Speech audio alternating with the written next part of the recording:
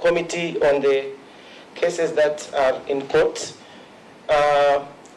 Mr. Chairman, it is in the public domain that,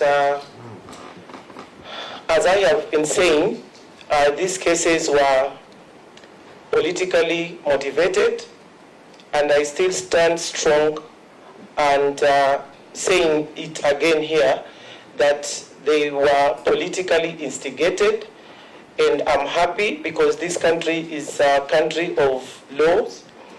The DPP dropped the case that is touching on the misappropriation of funds for the NGCDF.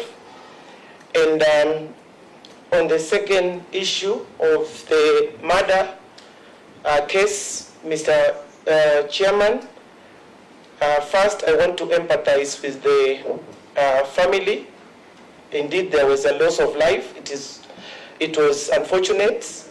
But again, Mr. Chairman, as I have said, I am clear in my mind that I never shot anyone because I don't own a gun. I'm not a gun holder, and I don't know even the names of the guns in this country.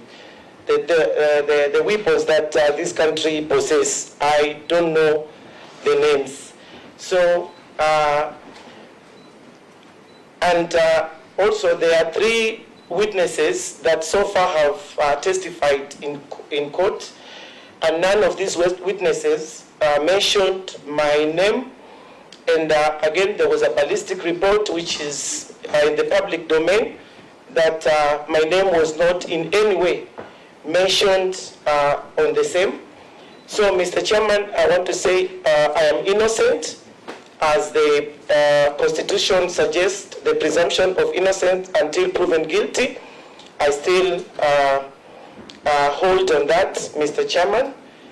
And on the issue of my bachelor's, my executive before the bachelor's, Mr. Chairman, this is not a master's degree, but it was a special course that we were given after doing our certificate in county governance, and I think it's a course that is recognized, and that is how I got admitted to do my bachelor's in International Leadership University.